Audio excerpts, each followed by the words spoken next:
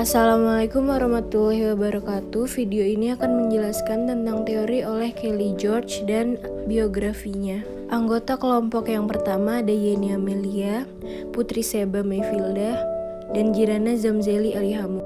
Mari disimak penjelasannya. Yang pertama ada biografi George Kelly.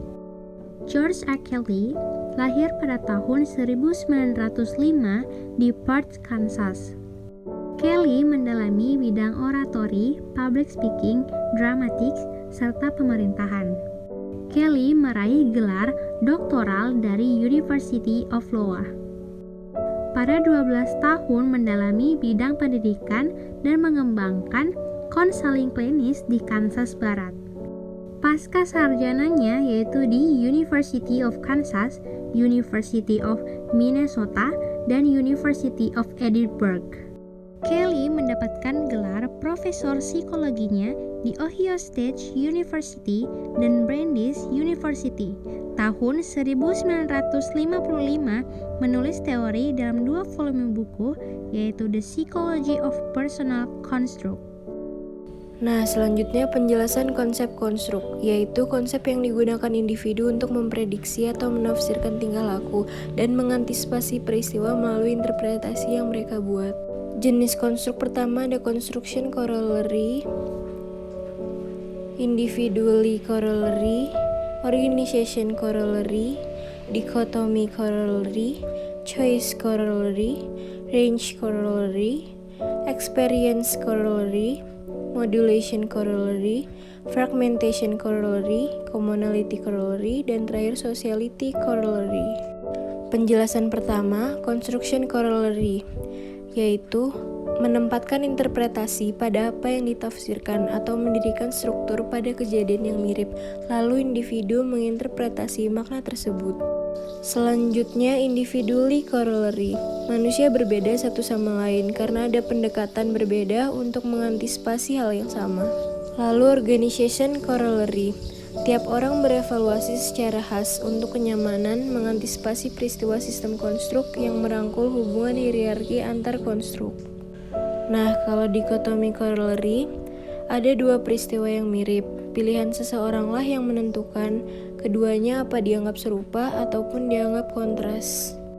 Choice corollary, yaitu individu memilih sendiri alternatif dalam konstruksi dikotomis dalam suatu peristiwa. Selanjutnya, range corollary, konstruk untuk mengantisipasi situasi yang terbatas dan hanya jangkauan tertentu saja. Selanjutnya, experience corollary, yaitu sistem konstruksi orang bervariasi saat ia secara berturut menirukan replikasi peristiwa. Modulation corollary, yaitu variasi dalam sistem konstruk dibatasi oleh permeabilitas konstruk yang kenyamanannya bervariasi. Permeabilitas adalah konstruk terbuka terhadap pengalaman baru. Fragmentation corollary, konstruk personal keseluruhan stabil dan konsisten, namun dalam fragmentation corollary malah berkebalikan. Yang ke-10 ada commonality corollary. Ketika menggunakan konstruk pengalaman yang mirip dengan yang dilakukan orang lain, kemungkinan proses psikologisnya mirip dengan orang tersebut. Dan yang terakhir, sociality corollary. Individu membatasi proses konstruksi dengan orang lain. Kemungkinan dia dapat memainkan peran dalam proses sosial yang melibatkan orang lain itu.